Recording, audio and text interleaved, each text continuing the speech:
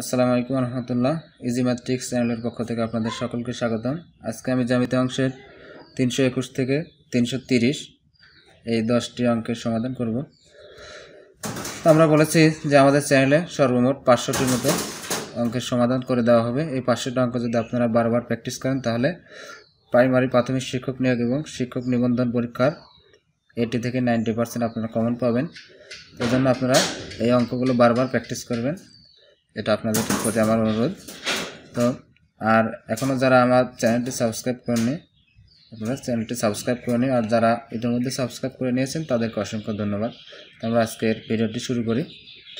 একটি সুষম বহুভুজের একটি বহিস্থ কোণের পরিমাণ 45 ডিগ্রি হলে বহুভুজের বাহুর সংখ্যা কত? আমরা জানি বাহুর সংখ্যা বের করার সূত্র হচ্ছে 360 ডিগ্রি ভাগ বহিস্থ কোণ। তাহলে 360 ডিগ্রি ভাগ বহিস্থ কোণ, এখানে বহিস্থ কোণ দেওয়া আছে কি 45 ডিগ্রি। তাহলে 45 ডিগ্রি যদি আমরা ভাগ করে কয়বার যায়? 8 বার যায়, অর্থাৎ বাহুর সংখ্যা হবে 8টি, অর্থাৎ অ্যান্সার হবে ক নম্বর। আশা করছি বুঝতে পেরেছেন। এরপরে একটি সুষম বহুভুজের একটি বহিস্থ কোণ 90 ডিগ্রি হলে তার বাহুর সংখ্যা কত? আমরা জানি বাহুর সংখ্যার সূত্র 360 ডিগ্রি ভাগ বহিস্থ কোণ, এটা হচ্ছে বাহুর সংখ্যা বের করার সূত্র। তাহলে 360 ডিগ্রি ভাগ বহিস্থ কোণ দেওয়া আছে কত? 90 ডিগ্রি। তাহলে ভাগ করে 0 0 4 9 36, অর্থাৎ 4টি হবে। অ্যান্সার হবে 4টি, খ নম্বর। আশা করছি বুঝতে পেরেছেন। আর যদি এখানে বহিস্থ কোণ না দিয়ে যদি অন্তস্থ কোণ দিয়ে বাহুর সংখ্যা চাই, তাহলে আমাকে আগে অন্তস্থ কোণ থেকে বহিস্থ কোণের মান বের করে নিতে হবে, তারপর 360 ডিগ্রি ভাগ বহিস্থ কোণ দিলে বাহুর মান বের হয়ে যাবে। তো আমরা পরবর্তী অঙ্কটা দেখি যে সুষম বহুভুজের একটি অন্তঃকোণের পরিমাণ 120 ডিগ্রি হলে এর বাহুর সংখ্যা কত? তাহলে দেখেন যে এখানে কিন্তু আগের অঙ্কে দেওয়া ছিল বহিস্থ কোণ, বাহুর সংখ্যা বের করার সূত্র কি 360 ডিগ্রি ভাগ বহিস্থ কোণ। বাহুর সংখ্যা বের করার সূত্র কি 360 ডিগ্রি ভাগ বহিস্থ কোণ। তাহলে আমরা 360 ডিগ্রিকে ভাগ দেবো কি বহিস্থ কোণের মান বসিয়ে দেবো, কিন্তু এখানে আমাদের বহিস্থ কোণের মান দেওয়া নাই, আছে কি অন্তস্থ কোণের মান। আমরা জানি কি বহিস্থ কোণ এবং অন্তস্থ কোণ মিলে হয় 180 ডিগ্রি। তো বহিস্থ কোণ অন্তস্থ কোণ যদি 120 ডিগ্রি হয় তাহলে বহিস্থ কোণ সমান কত?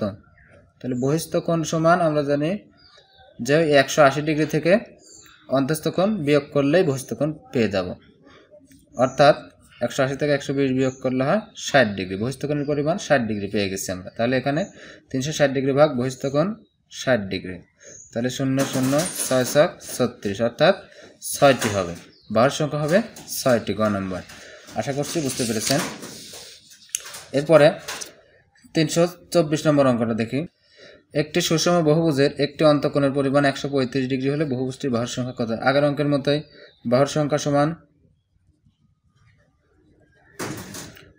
360 ডিগ্রি ভাগ বহিস্থ কোণ, কিন্তু আমাদের এখানে বহিস্থ কোণ দেওয়া নাই, বহিস্থ কোণ বের করে নিতে হবে। অন্তস্থ কোণ দেওয়া আছে, যে বহিস্থ কোণ বের করার সূত্র কি আমরা জানি? বহিস্থ কোণ বের করার সূত্র 180 ডিগ্রি মাইনাস অন্তস্থ কোণ। অন্তস্থ কোণ দেওয়া আছে 135 ডিগ্রি। তাহলে 135, 180 থেকে 35 বাদ দিলে 30 15 45 ডিগ্রি হয়। তাহলে এখানে আমরা অ্যান্সার কি আসছে 360 ডিগ্রি ভাগ বহিস্থ কোণ পেলাম আমরা কত? 45 ডিগ্রি। 45 দিয়ে যদি ভাগ করে 360কে কয়বার যায়? 8 বার, অর্থাৎ 8টি হবে। অ্যান্সার হবে ঘ নম্বর। আশা করছি বুঝতে পেরেছেন। এরপরে 325 নম্বর অঙ্কটা দেখে যে বৃত্তের কেন্দ্র থেকে পরিধি পর্যন্ত দূরত্বকে বলা হয় কি? যে আমরা জানি এটা যদি একটা বৃত্ত হয়, এটা হয় কেন্দ্র, এটা কেন্দ্র, তাহলে কেন্দ্র থেকে পরিধি পর্যন্ত এই যে একটা দূরত্ব, এই দূরত্বকে বলা হয় ব্যাসার্ধ। সবটুকুকে বলা হয় ব্যাস, এই পুরোটুকুকে বলা হয় কি? ব্যাস। আর এই অর্ধেককে বলা হয় ব্যাসার্ধ। ব্যাস আর্ধ, অর্থাৎ ব্যাসের অর্ধেক। তাহলে অ্যান্সার হবে কি? কেন্দ্র থেকে পরিধি পর্যন্ত দূরত্বকে বলা হয় ব্যাসার্ধ, অর্থাৎ এটা হচ্ছে কেন্দ্র, আর এই যে চার পাশ দিয়ে যেটা চলে গেছে এটাকে বলা হয় পরিধি। তাহলে অ্যান্সার হবে ঘ নম্বর, ব্যাসার্ধ। কোনো বৃত্তের কেন্দ্রস্থ কোণ 120 ডিগ্রি হলো ওই বৃত্তের পরিধিস্থ কোণ হবে কত ডিগ্রি?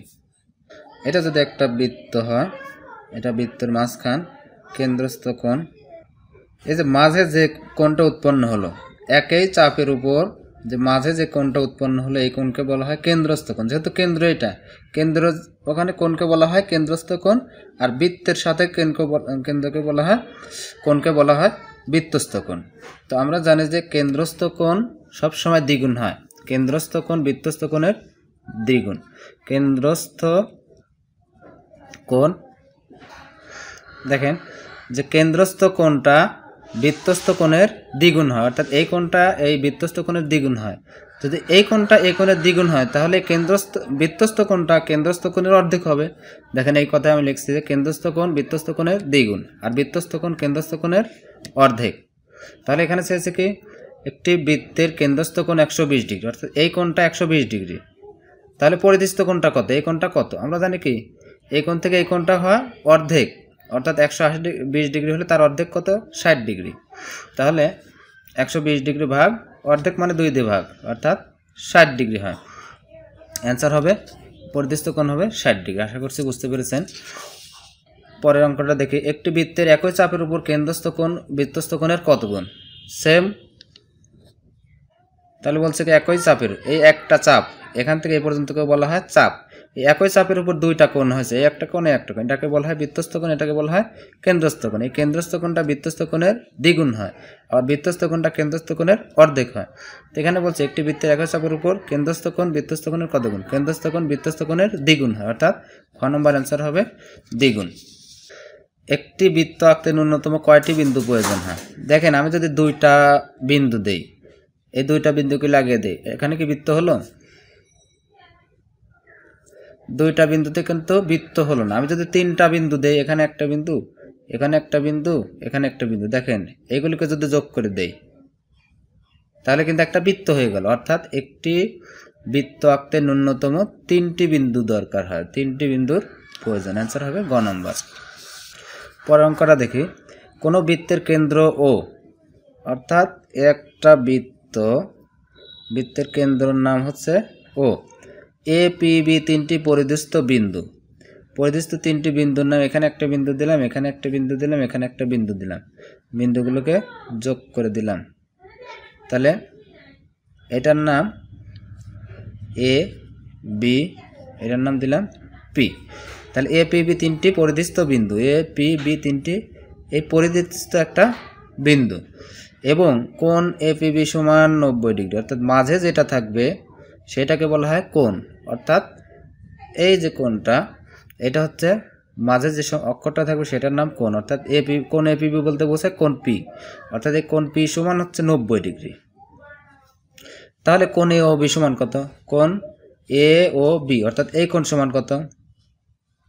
তাহলে আমরা জানি যে কেন্দ্রস্থ কোণটা পরিধিস্থ কোণের দ্বিগুণ হয়, কিন্তু পরিধিস্থ কোণ যদি 90 ডিগ্রি হয় তাহলে কেন্দ্রস্থ কোণ হবে তার ডাবল, 90 দ্বিগুণ 180 ডিগ্রি। তাহলে অ্যান্সার হবে কি, পরিধিস্থ কোণ হবে, অর্থাৎ কোণ এ ও বি সমান হবে কি 180 ডিগ্রি। এখানে কিন্তু আমরা আরও একভাবে অ্যান্সার করতে পারি। দেখেন এটা কিন্তু একটা সরল কোণ, সরল রেখা, আর এই সরল রেখার উপর যদি কোণ উৎপন্ন হয় সেটা কিন্তু 180 ডিগ্রি হয়। যেহেতু কোণ এ ও বি সমান একটা সরল রেখার উপর কোণ হয়েছে, সুতরাং এটা হবে 180 ডিগ্রি। আশা করছি বুঝতে পেরেছেন। পরের অঙ্কটা দেখি, ও কেন্দ্রবিশিষ্ট বৃত্তে এ বি এ বিন্দুতে স্পর্শক, কোণ এ ও বি সমান 60 ডিগ্রি হলে কোণ এ বি ও সমান কত? তাহলে আমরা একটা বৃত্ত আঁকি, এটা হচ্ছে ও কেন্দ্র, এই কেন্দ্রের নাম দেওয়া হয়েছে ও, বৃত্তে এ বি এ বিন্দুতে স্পর্শক। এখান থেকে যদি আমরা একটা বৃত্ত আঁকি স্পর্শক করে, এখানে স্পর্শ করে আঁকলাম, এই কোণটার নাম দিলাম এ, যেহেতু এ বিন্দুতে স্পর্শক, আর এই কোণটার নাম বি। এখন বলছে কোণ এ ও বি সমান 60 ডিগ্রি, কোণ এ ও বি সমান 60 ডিগ্রি, অর্থাৎ মাঝে যে অক্ষর থাকবে সেটা হচ্ছে কোণ, অর্থাৎ কোণ ও কোণ। তাহলে ও কোণ, এখানে কোণ আঁকতে হলে কি আমাকে এখানে যুক্ত করে দিতে হবে, এখানে যুক্ত করে দিলাম এবং এখানে যুক্ত করে দিলাম। তার মানে চেয়েছে কোণ এ ও বি সমান, অর্থাৎ কোণ ও সমান 60 ডিগ্রি দেওয়া আছে। তাহলে কোণ এ বি ও সমান কত? এ বি ও মানে কি এই কোণটা, এই কোণ সমান কত আমাকে চেয়েছে। দেখেন আমরা জানি কি এটা একটা ত্রিভুজ হয়েছে, ত্রিভুজের 3 কোণের সমষ্টি হয় কত? 180 ডিগ্রি। কিন্তু দেখেন এটা কিন্তু একটা সমকোণী ত্রিভুজ হয়েছে, এই ভূমির উপর যদি একটা লম্ব থাকে সেখানে হয় সমকোণী ত্রিভুজ, আর সমকোণী ত্রিভুজের এই কোণটা হয় কত ডিগ্রি, 90 ডিগ্রি হয়। আর এই কোণটা দেওয়াই আছে 60 ডিগ্রি। তাহলে দুইটা কোণের মান দেওয়া আছে, আর একটা বের করব, খুবই সহজ, কারণ কি 3 কোণের সমষ্টি 180 ডিগ্রি।